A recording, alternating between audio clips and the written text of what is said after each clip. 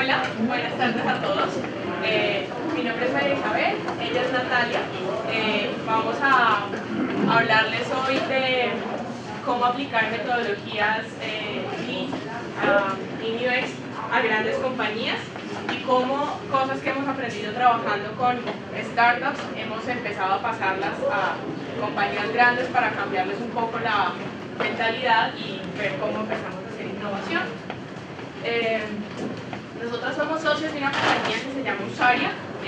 Estamos en México y en Colombia. En México desde hace unos 7 años y en Colombia hace alrededor de 3 años. Y pues nos dedicamos a hacer 100% consultoría en usabilidad y experiencia de usuario. Tenemos una área de experiencia muy fuerte en temas de investigación con usuarios. Bueno, vamos a arrancar.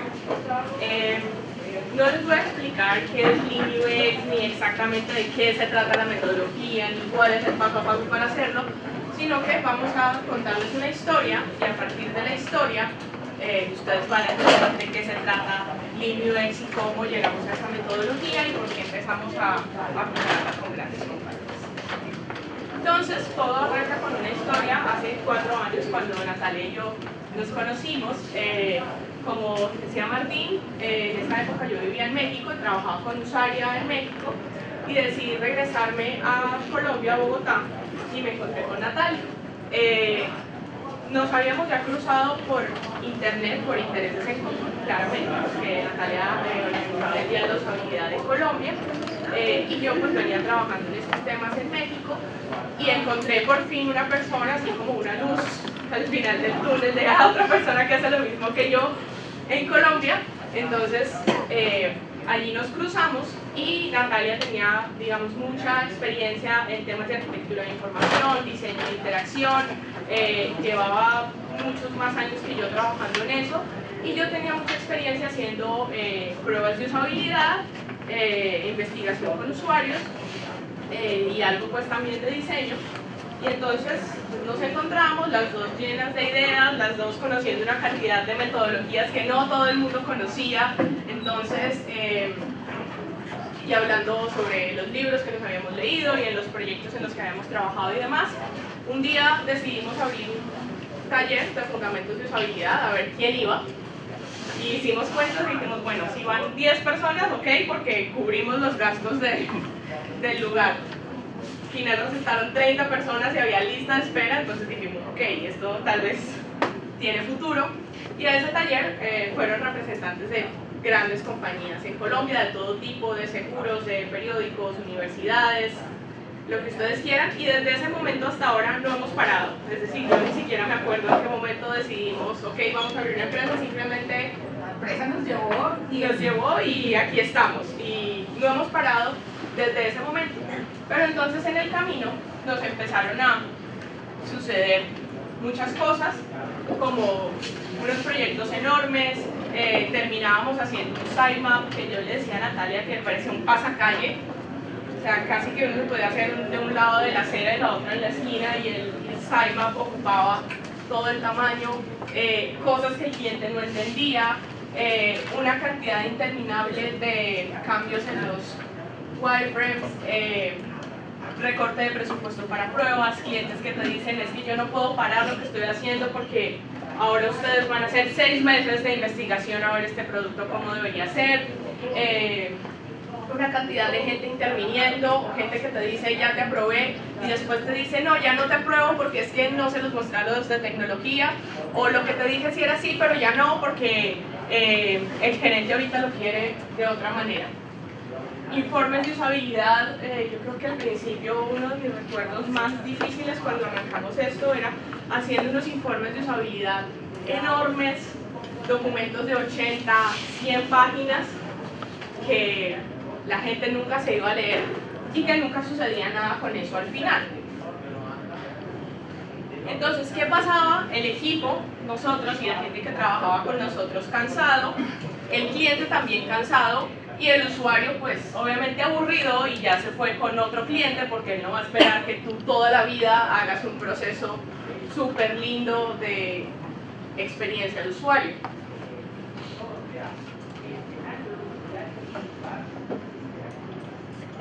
No sé empezamos a llenar de un montón de entregables y un montón de documentos en los que nosotros y el cliente también invertía un montón de tiempo y dinero y nunca nadie los iba a leer. Nos pasó con un proyecto, aquí decimos los milagros pero no el santo. Con un cliente hicimos un estudio muy grande, hicimos un benchmark, selección de mejores prácticas, estudios, era un tema internacional, entonces hicimos estudios como en 7 países, bueno, una cantidad enorme de trabajo. Al final de eso, wireframes y ok, aquí está lo que ustedes deberían hacer con su producto, en un libro muy lindo que nos quedó con diseño editorial y todo. Corte A, pasaron 3 años literalmente, y el producto seguía exactamente igual. Y con el documento nos fue muy bien, el cliente quedó feliz y dijo, maravilloso, eso es lo que nosotros queremos hacer, hacia allá debemos ir, ese es nuestro plan del próximo año. Y han pasado 3 años y apenas ahorita este año empezamos a trabajar en el rediseño de ese producto. Entonces, ¿qué empezamos a entender? Que los documentos no sirven para nada, que el valor que tenemos nosotros como personas que trabajamos haciendo UX no está en hacer documentos, está en crear productos fáciles de usar y que enganchen a la gente, porque uno no le resuelve a la gente sus problemas con documentos lindísimos hechos en diseño editorial de 200 páginas. Entonces empezamos a entender eso. Además, porque finalmente los clientes y nosotros nos empezamos a dar cuenta que estábamos en medio de una nueva realidad. ¿Y cuál es esa nueva realidad en la que se están enfrentando las grandes compañías? Ya se empezaron a dar cuenta, grandes compañías que son líderes en su mercado, de lo que ustedes quieran, de todo tipo de productos, que tienen sus productos digitales. Ellos tienen una gran ventaja porque son las compañías de toda la vida. Entonces, la gente tiene usuarios porque son las compañías de toda la vida. Pero ¿qué ha empezado a pasar? Por fuera hay una cantidad de gente sacando nuevos productos que son competencia de las compañías de toda la vida, que son mucho mejores al final. Entonces, las grandes compañías se empezaron a dar cuenta que ya no les sirve solo ser la compañía de toda la vida, que tenían que empezar a hacer cosas y que los usuarios ya maduraron y que no te van a querer solo porque seas la compañía de toda la vida y con la que siempre has hecho todo. Los usuarios que ya llevan muchos años navegando en internet ya saben que no tienen por qué aguantarse un producto que está mal hecho. Saben que pueden llamar a quejarse, pueden llamar a un call center a decir que el software o que la aplicación apesta y que deberían solucionárselo. Entonces, y aparte empezaron a salir toda esta gente desarrollando startups, gente sentada en un Starbucks con una laptop que está desarrollando productos mucho más rápido que ellos.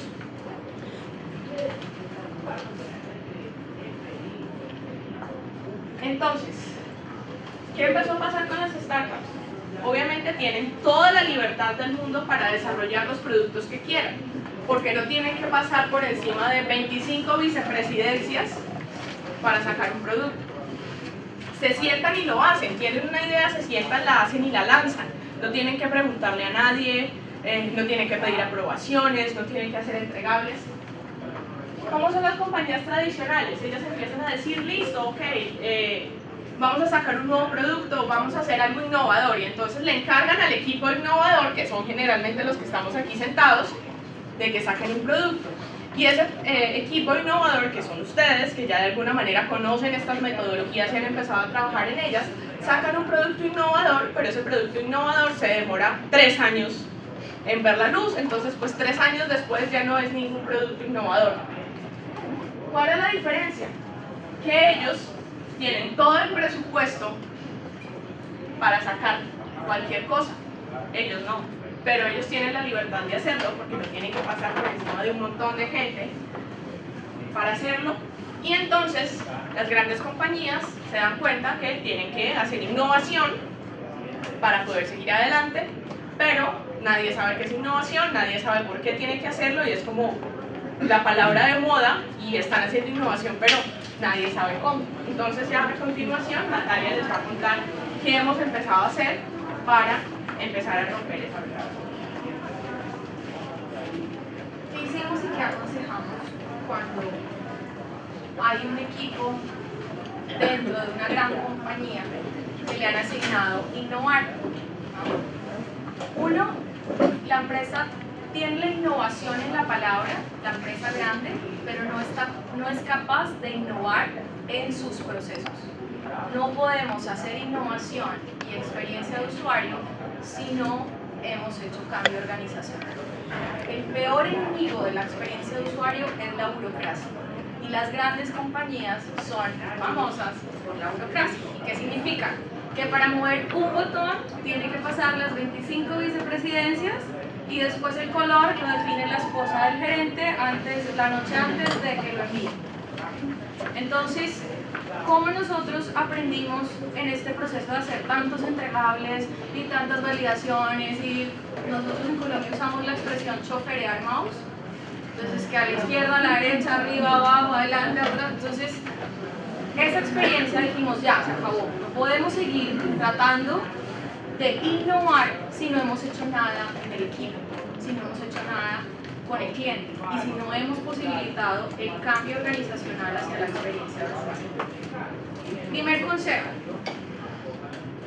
Antes de arrancar en una empresa que es grande y que tiene estas prácticas burocráticas y que seguramente tiene más proveedores, tiene un proveedor de diseño, tiene un proveedor de tecnología, tiene un proveedor de bases de datos, etc. Reúnan a todo el equipo. La gente dice, no, pero es que las reuniones, entonces ¿cómo así que una reunión y otra vez y 2 horas? Nosotros en Usuario tenemos la política de no tener reuniones, sino que a estas reuniones les llamamos workshops. De cada reunión que se tenga debe salir algo tangible, un papel, un dibujo, un documento que dé cuenta de esa reunión. Entonces, ¿qué es importante cuando ustedes se reúnen con este equipo? Saber la historia. Hay gente que llegó al equipo, lleva 3 meses, lo metieron ahí, es el nuevo, y está en la reunión y no tiene ni idea de nada. Pero está el señor que lleva 15 años desde que la compañía lanzó el primer pixel en internet. Entonces, si esas historias no se conocen, vas a tener un equipo trabajando sin saber la historia del otro. Y eso es algo que abogamos, conocer las historias. Segundo, algo que hemos aprendido definitivamente, y pues llevamos más de 10 años, 3 con Usaria en la compañía, y es que al final a los directivos, a los vicepresidentes, duele decirlo, no les interesa el usuario final. Y uno es muy hippie, no, es que los usuarios y la felicidad, y todos vamos cogidos de la mano, y entre más usuarios, ellos más felices. Sí, eso lo sabemos nosotros, y eso lo hablamos con el equipo de diseño, y con el equipo de desarrollo, y con los de servicio al cliente. Con los directivos, hablen más del negocio y del performance que del usuario. ¿Por qué? Porque eso es al final lo que un directivo toma su decisión. No puedo generalizar, aunque digo casi todos, porque hemos tenido clientes que desde que arrancamos el proyecto, saben que quieren facilitarle la vida al usuario. ¿Okay? Entonces no se puede generalizar, pero un gran porcentaje sí lo es. Hable más del usuario, perdón, hable más del negocio, menos del usuario, más del negocio. Tercero, si logran alinear a todo el equipo en esa reunión, que se conozca el de diseño con el desarrollo, porque desafortunadamente en nuestras disciplinas la formación que tenemos es individual. A los diseñadores los educaron con diseñadores, a los ingenieros con ingenieros, a los comunicadores con comunicadores. Y resulta que llegas a la industria y tienes 3 perfiles de los que no tienes idea. Entonces, si ellos no se han visto ni se reconocen en esa reunión, va a ser muy difícil alinearlos.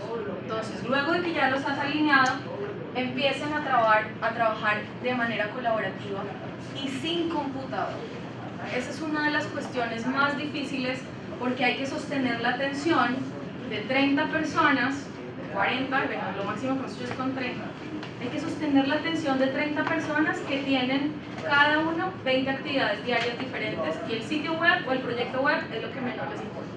Entonces, si quitamos los computadores y los volvemos niños, con lápiz y papel, los hacemos dibujar, estas personas no se van a olvidar. Estamos volviendo la experiencia de usuario una experiencia de equipo, y eso es clave. Convoque esto es súper clave, ¿no? Yo siempre digo que no se puede hacer experiencia de usuario sin usuarios. Si ustedes se llaman UX y nunca han visto un usuario, no se llaman UX. ¿Listo? Entonces, ¿cuál es el consejo? Soy UX en la medida en que vi y observé un usuario. No podemos tener un departamento de UX si no está haciendo pruebas. O no podemos ser el chico de UX si no he bajado por lo menos a mostrarle en un café a alguien lo que estoy haciendo. Entonces, cuando hagamos estas pruebas en una empresa grande, asegúrense de que diseño y desarrollo asistan a las pruebas de usabilidad. ¿Por qué? Porque Lean se trata de no solo de ser más rápido, pero sí de poder tomar decisiones inmediatamente. Si vamos a las pruebas de usabilidad y está un diseñador y un desarrollador, ya se llevan ideas sin que esperar un gran informe. Quiero agregar, nos ha pasado que, mejor dicho, empezamos a darnos cuenta que valía más la pena asegurar e insistir en que el jefe del departamento y el diseñador y el desarrollador fueran a las pruebas que en pasar una semana haciendo un informe de 80 páginas. De cualquier manera tienes que hacer un informe, así sean 10 slides, tienes que hacer algo. Pero vale más porque el gerente, que nunca creía en lo que estábamos haciendo, cuando ve al usuario que no lo logra, agarra su celular y llama y dice eso ya, o bajen ese formulario, o se toman las decisiones inmediatamente. No tienen que esperar a ver un informe para poder tomar una decisión. Y allí empiezan a funcionar como una startup. Porque si no involucramos a los directivos, el directivo es el que toma las decisiones. Está en la prueba de usabilidad, hemos tenido gerentes detrás de la sala de observación, por favor quiten ese banner, pongan a la derecha, alumbre no sé qué, y va dando las indicaciones porque él al final es quien toma las decisiones. Entonces asegúrense de que esas personas que toman las decisiones puedan observar la prueba. Sexto, realizar pruebas de usabilidad en el contexto del usuario. Esto es un caso muy interesante que tuvimos con un cliente que es tan grande que utiliza su propio servicio y hay gente que lleva 15 años en la compañía utilizando el mismo software. Y llamamos a uno de los usuarios, oiga, estamos haciendo wireframe en UX, estamos tratando de facilitar ese proceso con los usuarios, hicimos un wireframe y no teníamos una seguridad, llamamos a un usuario, bajó del quinto piso, subimos al quinto piso y mientras estaban validándolo nos dimos cuenta que el usuario contestaba el teléfono separado, hacía, pues claro, ¿qué pasa? Que las decisiones de diseño que estábamos tomando, ya el cliente podía verlas en el contexto. Claro, ¿cómo estamos haciendo esto de 20 páginas y el usuario lo llaman y se tiene que parar del escritorio? Esto porque era un usuario interno. Entonces, si eso lo pueden hacer, si es una empresa grande, que es un banco, una aseguradora, que tiene productos internos, es muy fácil llegar a ese contrato. Socialicen los hallazgos con todo el equipo, incluida la gerencia. No, se va al departamento de UX y le cuenta a 2 personas, pero no se logra el cambio. Si yo no socializo la metodología y si yo no socializo lo que estoy haciendo, no es posible generar un cambio organizacional, porque lo que se necesita es generar esa madurez en el equipo. Tenemos 2 metodologías para socializar hallazgos con todo el equipo. Uno es la forma como representamos los resultados de un workshop y nosotros tenemos la regla de los 10 slides. Ningún gerente, ningún equipo va a invertir tiempo en más de 10 slides. Al tercer slide le suena el celular, está hablando con otra persona, lo llaman, se para. Es muy común que tengan reuniones de gerencia yendo y viniendo. Entonces, ¿qué aconsejamos nosotros? En el primer bloque de slide, tener evidencia de la colaboración de equipo y datos contundentes. Hay gente directiva que llega a nuestros talleres y no tenía ni idea cuántas visitas tenía su sitio web. No tenía ni idea cuál era la sección más importante. Y tampoco tenía ni idea que su equipo de desarrollo eran 40 personas. Y eso, cambiar esa percepción, por eso nosotros empezamos haciendo una introducción a la metodología, un listado de asistentes. Cuando el gerente ve fulanito estuvo en ese taller. Y además ponemos una foto del fulanito que suele ser el más importante. Y, ¡ah! ¿Fulanito fue? ¿Cómo así? Entonces los siguientes slides cobran validez, porque ya no le está hablando a dos hippies de usabilidad, sino que les estamos hablando de un equipo que se reunió a hacer los resultados. Y en los tercer y cuarto slide, tener una decisión, un consenso del equipo que se hizo, en el workshop, y un hallazgo cuantitativo. Encontramos que el 80% de los usuarios ingresó a esta opción del software. Y al final, algo muy importante para capturar la atención es tener las recomendaciones y las ganancias rápidas. ¿Por qué? ¿Qué nos pasaba con la experiencia de usuario antiguamente, que teníamos que hacer todo ese informe y al final, 3 meses después o 4, o incluso un año después, había unas recomendaciones? Nosotros lo que hacemos es ganancias rápidas, algo que él pueda modificar ya en su sitio web que aporte el mayor valor.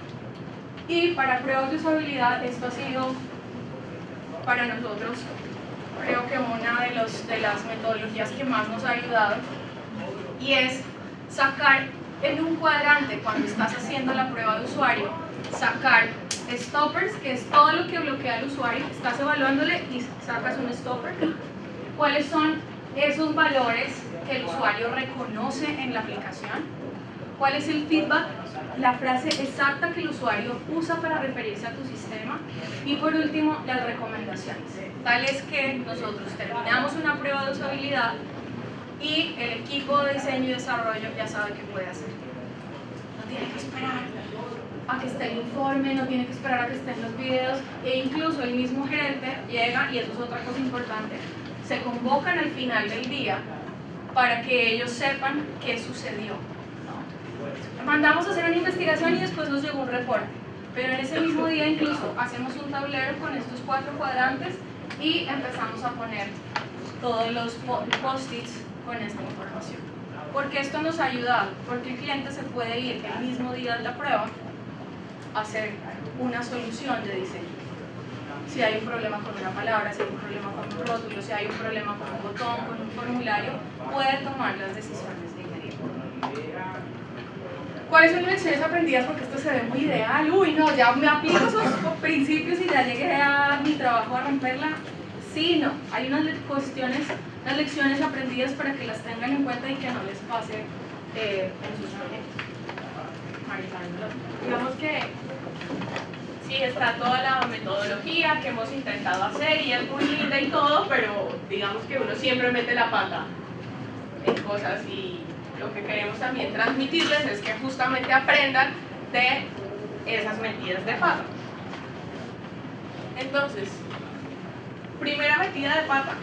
A veces llegas a un workshop y tú dices en esa gran compañía, ok, necesitamos que citen a todas las personas involucradas en el proyecto el lunes de 8 de la mañana, tal. Llegas a las 8 de la mañana y estás con los mismos 3 gatos con los que has trabajado todo el tiempo. Y es, bueno, ¿y dónde están los demás? No, es que el gerente no pudo, es que el vicepresidente tenía que hacer no sé qué. Entonces, primera lección aprendida. Cuando vayas a poner la fecha de un taller, tienes que asegurarte y pedirle al equipo del cliente que se asegure que la gente de las gerencias, que todo el que tenga que estar ahí, esté ese día y bloquee su agenda. Y sí, la gente vive muy ocupada y ustedes van a decir, no, pero es que es muy difícil hacer que la gente se siente. No, no es difícil. Lo que pasa es que tienes que comunicarlo correctamente. Si ellos no saben que tienen que estar ahí, no están. Entonces, hay que comunicarlo correctamente para que todos los personajes que tengan que estar ahí estén. Eso me hace caer en cuenta de otra lección aprendida que no está aquí, pero la puedo agregar a propósito, y es: siempre traten que la persona que se encarga de servicio al cliente esté en esa reunión.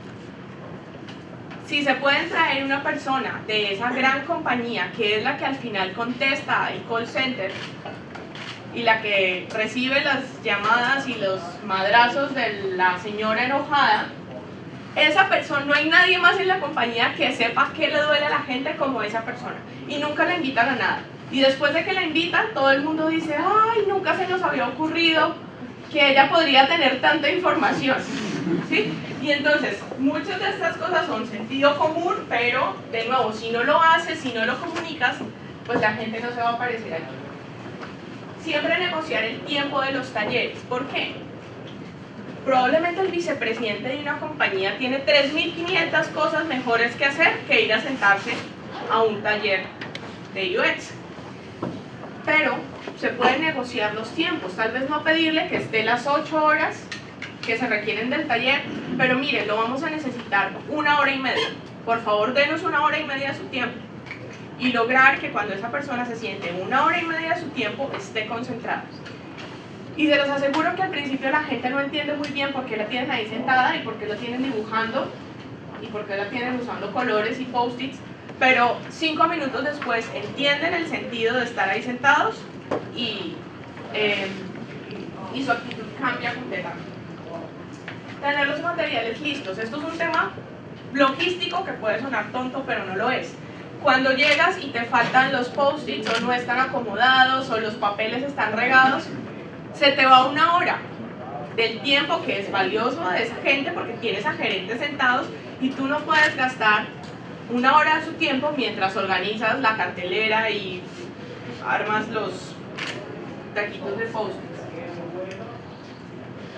No suponer que todos entienden la metodología. Y creo que esto nos pasa a todos. Y es que nosotros, sí, hacemos UX y tenemos unas metodologías súper innovadoras, pero suponemos que el cliente entiende de qué se trata la metodología. Suponemos que el cliente debería saber qué hacer con un sitemap. Suponemos que el cliente debería saber qué hacer con un wireframe. Y no lo sabe. A mí me pasó hace como unos 3 años haciendo una arquitectura de información para... era un sitio web de una escuela de negocios muy grande y tenía mi contacto directo con el cliente, que vamos a suponer que se llama Margarita, por ponerle cualquier nombre. Entonces Margarita era mi contacto directo y yo usaba Basecamp para comunicarme con Margarita. Entonces yo, hola Margarita, adjunto los segmentos y las personas que diseñamos para el proyecto. Y ella me contestaba, ok, recibido. Y yo, una semana después, hola Margarita, aquí va el reporte de las pruebas de usabilidad que hicimos. Y ella, ok, recibido. Una semana después, hola Margarita, aquí va el sitemap que hicimos después de todos los 3 ejercicios anteriores. Aquí va. Y ella, ok, recibido. Y yo después, hola Margarita, aquí va el wireframe de la primera pantalla del portal. Y ella, ok, recibido. Entonces yo después de como 5 ok recibidos dije, pero ¿será que todo está bien? O sea, todo es maravilloso, que ella no me dice, no hay ningún cambio. Entonces yo la llamé y le dije, Margarita, es que yo quiero hablar contigo porque no sé qué pasa, o sea, todo está bien, que me has dicho que todo es recibido, o sea, podemos continuar con el proyecto. Y ella me dijo, pues María Isabel, la verdad es que yo no sé qué hacer con eso que me mandas. O sea, yo no sé eso qué es, pues a mí me parece muy chévere y toda esa metodología que ustedes tienen porque yo nunca la había visto, pero no sé qué hacer. Entonces yo dije, pues claro, o sea, yo que iba a esperar que esta señora entienda qué hacer con un wireframe o con un diseño, con una persona. Entonces claro, la cité a una reunión, me senté con ella y le expliqué, mira Margarita, el objetivo del wireframe es que miremos cómo está la jerarquía, a partir de lo que los usuarios necesitan, y así le fui explicando todo y ella como, ok, y a partir de ahí el tema fluyó muchísimo mejor. Hay algo con lo que hay que también lidiar en las grandes compañías y es que la gente que lleva muchos años le da miedo decir no sé. Entonces nosotros en los workshops decimos hay unas reglas del taller, pregunta por más obvio y tonto que suene. Hubo una vicepresidente, y esto es tenaz, que nos dijo, no ni siquiera vicepresidente, alguien del área que tomaba decisiones pero no sabía digital. Y nos preguntó, ¿qué es scroll? Y uno dice, claro, no, esa es la actitud, ¿no? No se sorprende uno, ay, ¿cómo no vamos a hacer? No, tenemos que estar en actitud de enseñanza, porque las grandes compañías, aunque lleven 20 años, las cosas han cambiado. Entonces, cuando Margarita le pasa esta situación, nosotros tenemos que preverlo y por eso decidimos empezar a hacer esos workshops. Y es válido que la gente pregunte. La persona que lleva tanto tiempo en una compañía, uno dice SEO, Y todo el mundo, oh, SEO, oh, sí, el SEO al fin, ¿quién es? ¿El que tiene una compañía o el Search Engine Optimization? Entonces, ese lenguaje que nosotros manejamos como el equipo de UX, tenemos que cambiarlo y enseñarle al cliente, sin subestimarlo, sin atacarlo. ¿Por qué? Porque es normal que alguien no sepa, que es un explorador, que es un navegador, y esas cosas no las sabe el cliente. Muchísimas veces el que toma las decisiones no tiene ni idea, pero todo eso se va gestando de alguna manera. Y algo que hemos empezado a hacer es que, por ejemplo, cuando armamos los cronogramas, no hacemos solo el cronograma de la parte nuestra, incluimos en el cronograma al cliente y le decimos, mira, en este punto, en esta fecha, nosotros esperamos de ti esto. Uno le tiene que decir al cliente uno qué espera de su respuesta y qué es lo que tiene que hacer con lo que uno le está entregando. Entonces, todo esto al final tiene que ver mucho con comunicarse y comunicarse de manera clara. Uno se enoja que porque el cliente alarga la espera, pero es que alarga digamos, se demora 2 semanas dando feedback. Pero nunca le has dicho al cliente, hey, si tú te demoras 2 semanas dándome feedback, yo me voy a demorar 2 semanas también y tu proyecto se está retrasando 2 semanas. Suena obvio, pero de nuevo, si nunca lo dices, es complicado hacerlo.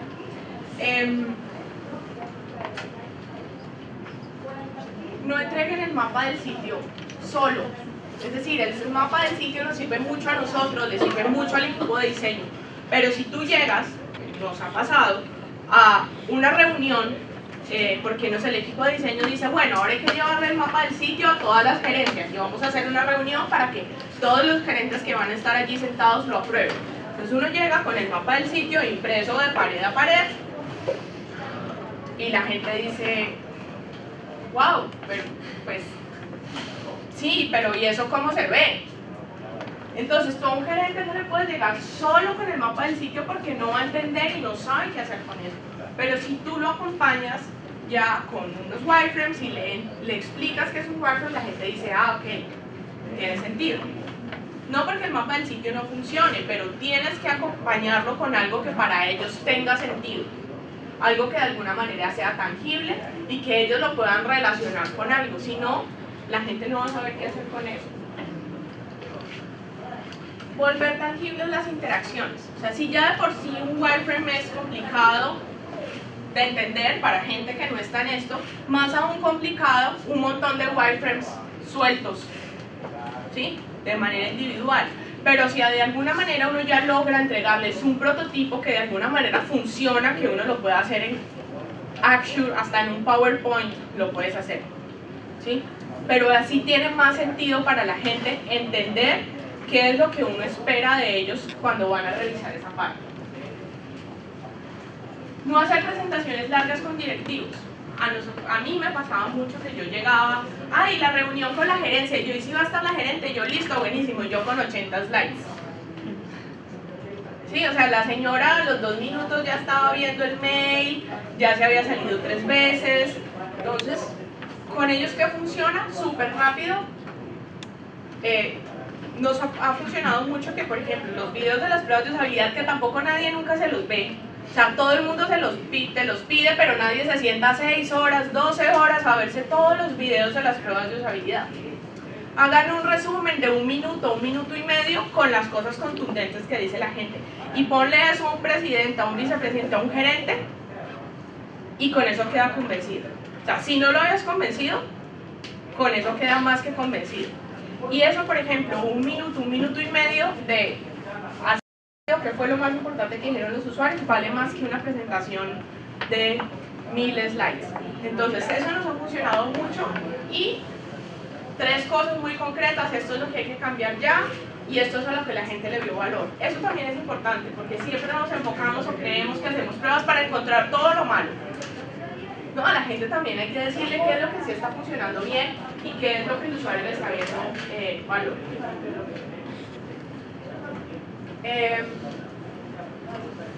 Si no hay la suficiente madurez en el equipo para desarrollar todo un producto completo, empecemos a hacer cambios chiquitos.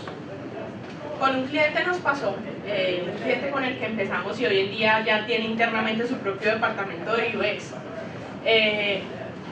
una vez nos dijeron como, miren, hicimos un cambio en un formulario y nos dijo la persona de diseño, háganme este favor, dentro de la prueba de usabilidad probemos el formulario tal como está y este formulario que yo rediseñé y no le he dicho a nadie, pero quiero ver qué pasa.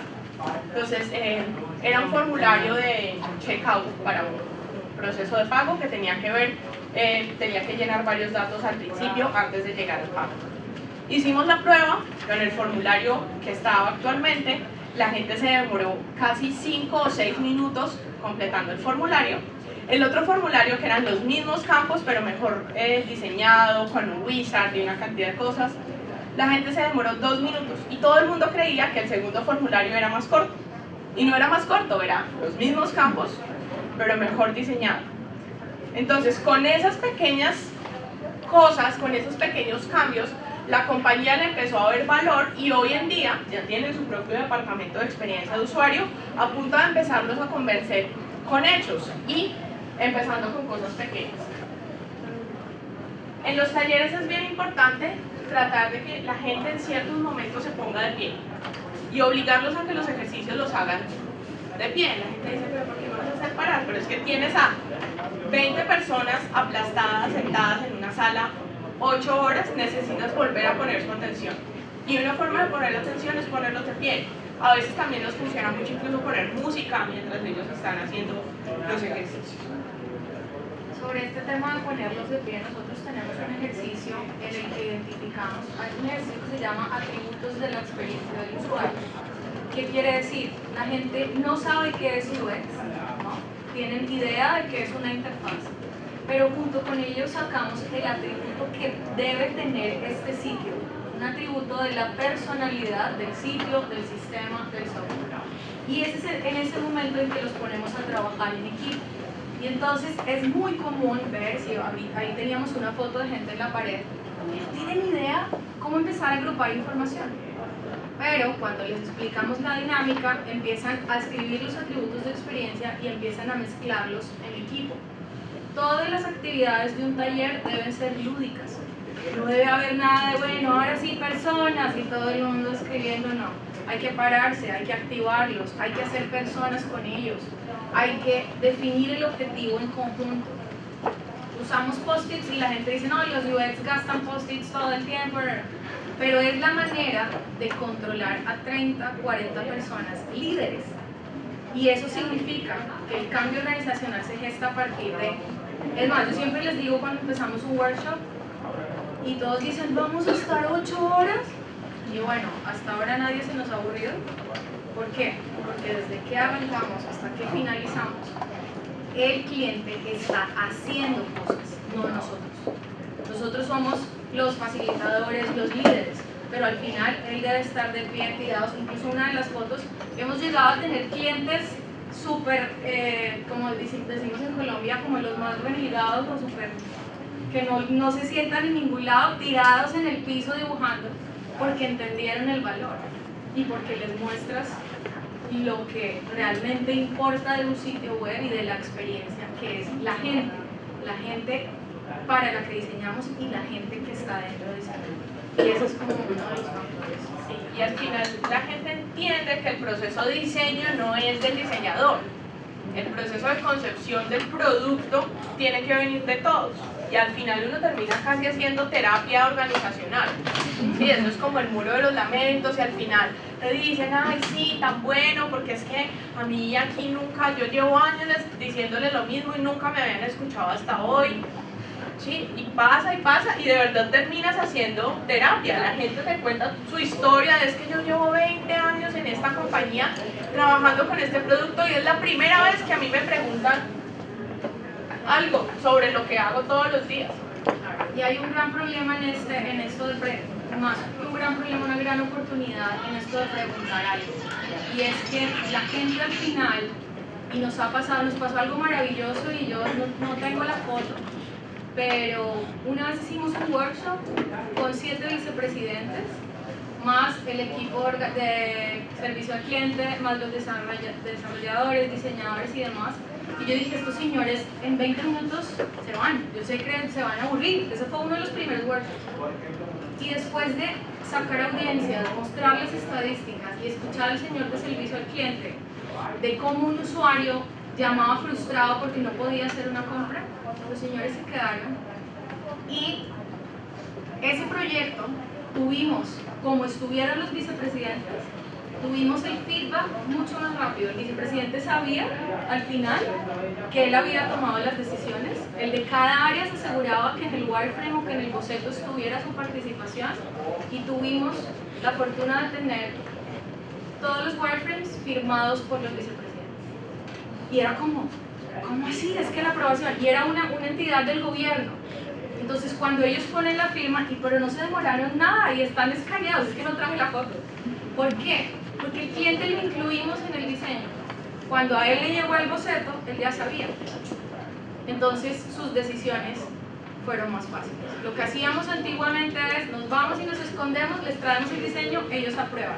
¿Qué hicimos? Los vamos, lo incluimos, les traemos el diseño, ya casi está aprobado desde que se van, desde en el taller. Y el cliente aprende, no sé, el cliente aprende a comunicar también mejor las cosas. Un cliente de uno de estos, de una financiera, el señor más elegante que ustedes se puedan imaginar, aprendió cuál era el sentido de dibujar las cosas que el señor dibujaba en una servilleta con su lapicero de quién sabe cuántos millones y decía, ay, y llamaba a la secretaria, ay Martica, vea para que le escanee y se los mande a las niñas de usabilidad.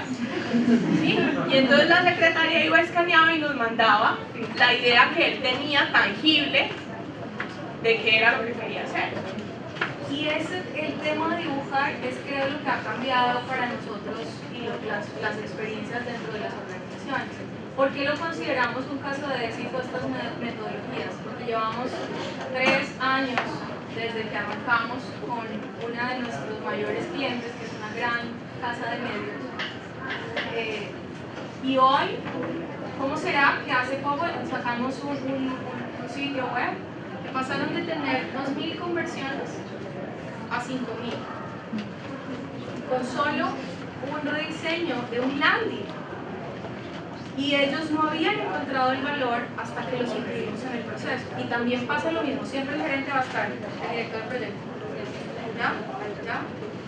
Cuando tú muestras un resultado, un landing, algo pequeño, y ese gerente lo involucras en ese proyecto, él va a sentir valor por lo que haces. Si no lo involucras, va a seguir tratándote como su supervisor. Y tenemos que pasar de ser hacedores, no, en serio, como un supervisor. Tenemos que pasar de ser hacedores a ser asesores. Cuando el cliente ya le decimos, no, esto no lo podemos hacer, y le justificamos, ya entiende. ¿Por qué? Porque lo educamos primero, porque hicimos un trabajo en equipo con él, no para él. Y eso es una cosa que nos cuesta mucho en Latinoamérica. No trabajamos para el cliente, trabajamos con el cliente. Si ustedes todavía siguen trabajando para el cliente, tienen que empezar a involucrarlo en los procesos, porque si no, van a seguir dándoles indicaciones de cómo hacer sus diseños. Y ustedes, el diseño es su trabajo. Ellos son su recurso para hacer mejor. Y ya para cerrar, hay otra cosa bien valiosa que la gente entiende de estos procesos, y es que cómo se generan, cómo hacen innovación en las grandes compañías. Llega el de ventas, ¡ay! Ahora hay que hacer este producto de X característica porque él ya lo vendió, ¿sí? Y porque hubo un despistado que le pagó por eso. Pero eso no quiere decir que ese producto sea bueno y que ese producto es lo que la gente necesita. Entonces las grandes compañías sacando productos a los que le meten un montón de plata y al final nadie usa. Entonces cuando los metes en estas nuevas dinámicas que generalmente usan las startups, ellos empiezan a decir, claro, es que por ahí no era, o sea, es que empezamos a hacer un producto que literalmente alguien se lo sacó de abajo del sombrero. O sea, eso no era lo que la gente necesitaba. Y yo le decía a Natalia hace como un mes, fui a una reunión y yo quería salir llorando en este mismo cliente con el que llevamos muchos años trabajando con diferentes áreas. Y me dice la gerente de innovación, y me dice, María Isabel, es que queremos que nos ayuden con un nuevo producto, pero ahora lo vamos a hacer diferente. Vamos a hacer un MVP, que es el mínimo producto viable. Y yo decía, no puedo creer que esta señora me esté diciendo esto, porque era una compañía enorme y me dice, sí, es que yo ya entendimos que así no lo podemos hacer. Entonces, esto lo vamos a hacer, y ella entonces ya se aprendió todos los nombres de la metodología y todo. Entonces me dice, no, esto lo vamos a hacer Lean Startup. Yo dije, ¿qué? Yo le decía, me estaba llorando, no puede ser, yo quería salir de allá, ¿cómo lo logramos? Pero sí, entonces son cosas, son metodologías que se dan afuera, pero cuando las compañías grandes lo entienden, se dan cuenta que ya no es porque tengan plata y entonces van a echar su plata a la basura porque les sobra presupuesto para crear un nuevo producto que al final la gente no quiere. Entonces eso ayuda muchísimo a que pues ellos cambien las dinámicas. Muchas gracias.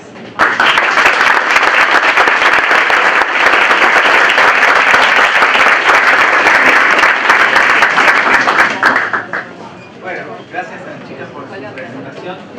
Ahora vamos a tener preguntas. Antes quiero decir una sola cosa que me acaban de recordar. Esto es la entrada de mañana. Así que si no vienen con esto mañana, difícil que entren.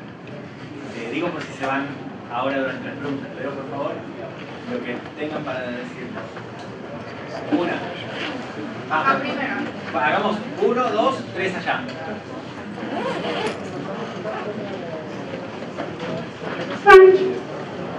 Mais alto. Más fuerte. ¿En qué? Modalidades remotas. ¿Cómo hacemos? La pregunta es, sí, ¿cómo hacer workshops en modalidades remotas? Pero puede. Por ejemplo, hay, digamos, no workshops puntualmente, pero nosotros trabajamos con un equipo de una compañía muy grande que está sacando startups. La compañía está en Europa y ellos están desarrollando startups para países emergentes, que es África y Latinoamérica. Entonces con ellos hacemos pruebas de usabilidad y ellos están todos conectados por streaming. Está el equipo de diseño y desarrollo viéndolos en tiempo real. Entonces en ese tiempo real nosotros no hemos terminado de hacer la prueba y ellos ya hicieron cambios. De hecho, ellos pueden tener en la mañana, nos pasan un prototipo, entienden lo que pasó por la mañana y para las pruebas de la tarde ya nos están mandando otro prototipo con los cambios de lo que aprendieron en la mañana.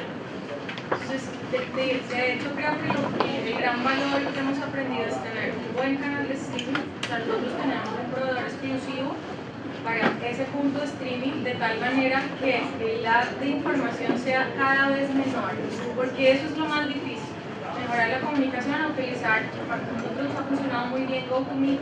Incluso en el GoToMeeting podemos hacer la prueba de usabilidad y hay unos asistentes que están ocultos y que están escuchando y viendo al usuario.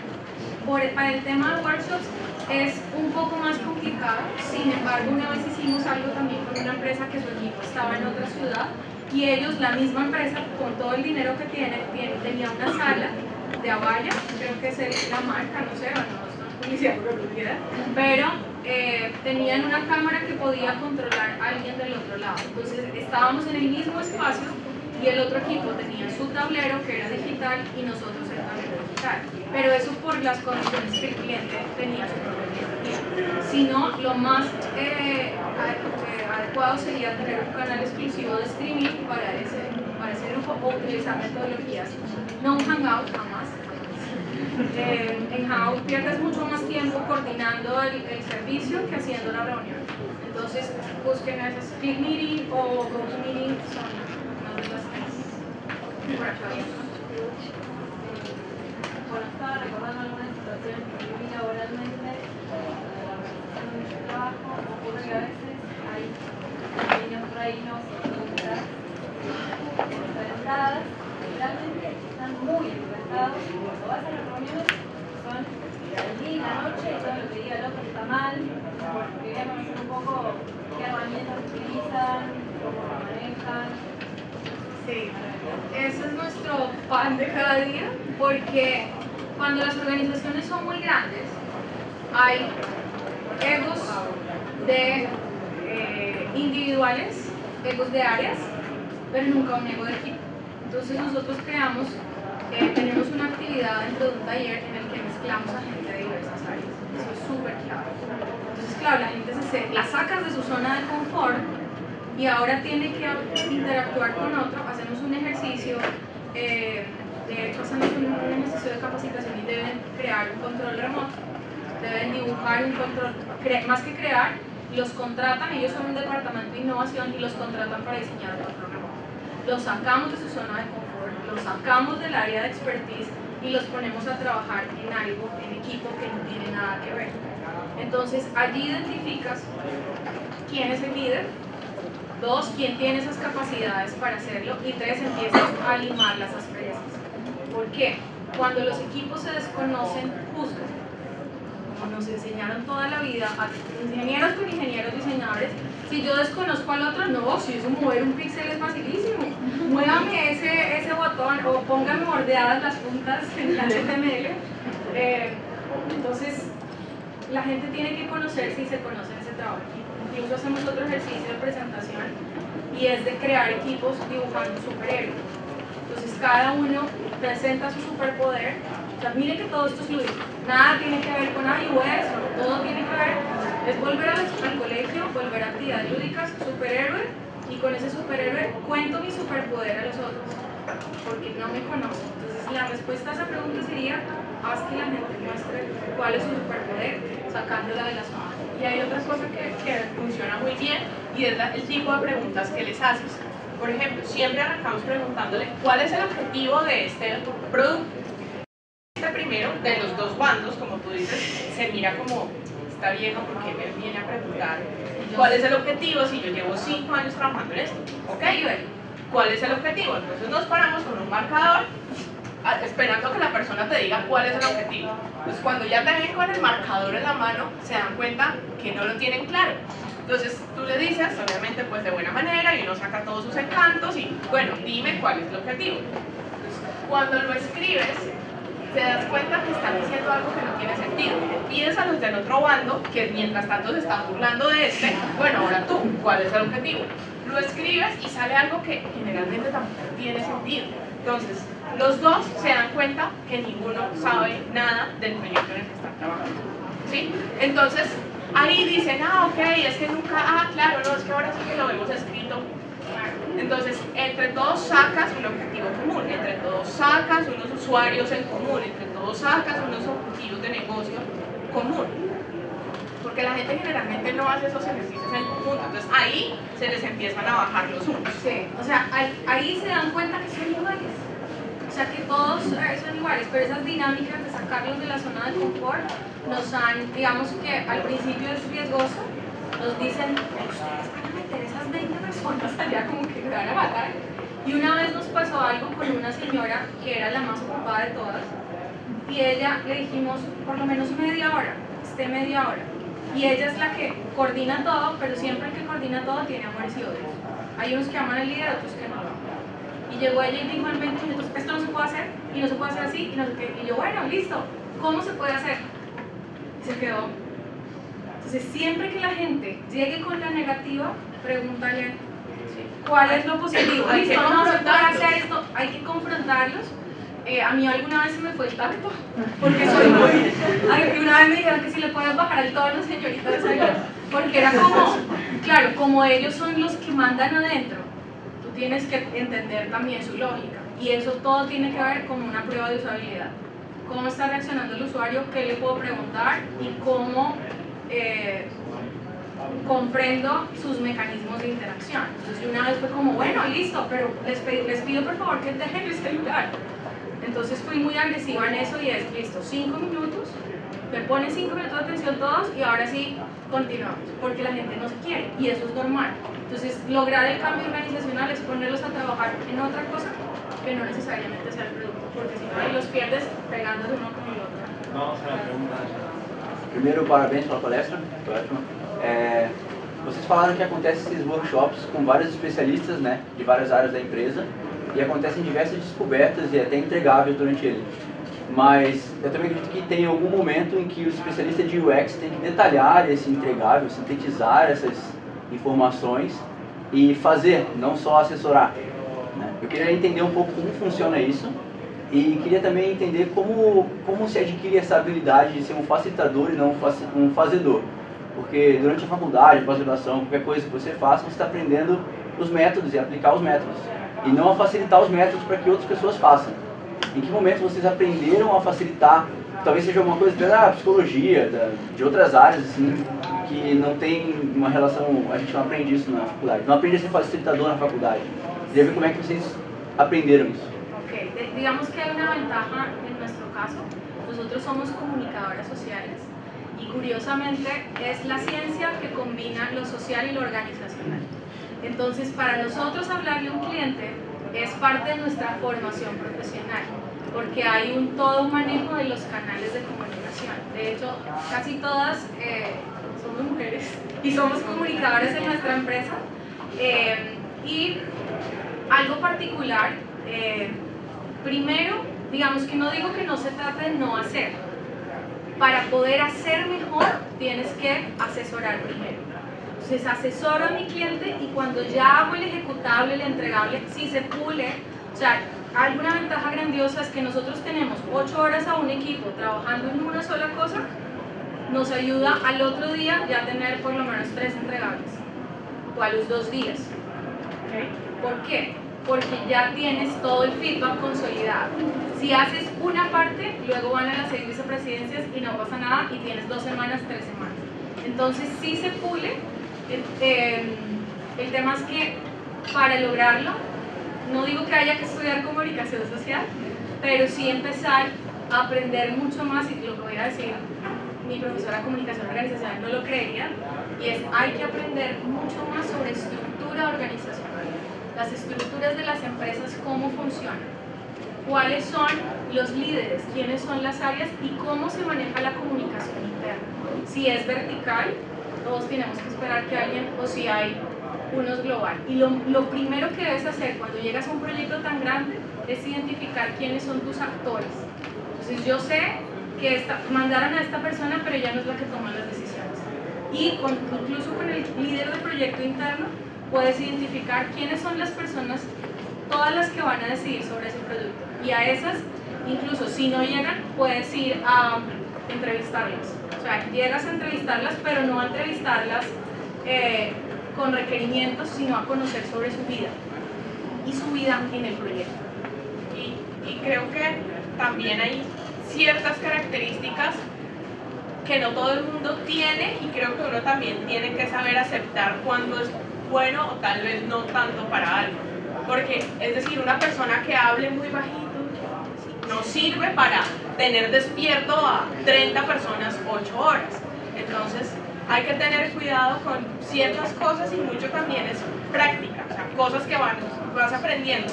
Y hago, por ejemplo, la analogía cuando estás haciendo una prueba de usabilidad. Yo cuando hago las pruebas de usabilidad trato de tener un tono de voz como el que estoy usando en este momento, y si la otra persona está hablando bajito, automáticamente, sin que yo le diga que tiene que hablar más duro, empieza a hablar más duro. Entonces, son cosas que tal vez yo, vas por ejemplo, aprendiendo.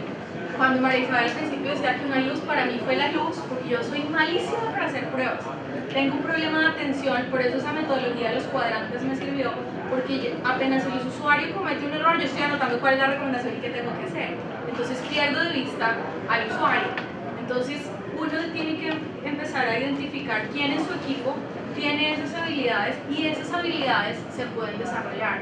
De hecho, ayer que estábamos algunos líderes de ISDA y UXPA, tuvimos un taller de liderazgo, y en ese taller es, sí puedes, o sea, aunque tú hoy no tengas las habilidades, tú te puedes entrenar para unos objetivos, y es pasar de el estado de agobio, víctima, no puedo con este proyecto, la moral de los sitios. Yo quiero hacer algún día una película, mentiras, algún sketch o algo sobre la moral de los equipos digitales. Todo el mundo vive triste, decepcionado, pues pucha, no puedo, ¿verdad? Entonces tienes que pasar de, si tu moral con el equipo está baja, tienes que empezar a pasar a ser protagonista, que fue algo que nos explicaron ayer. ¿Por qué? Porque hacer esto, o sea, liderar esos equipos que son tan diversos, es muy difícil, pero sí se puede hacer un rediseño primero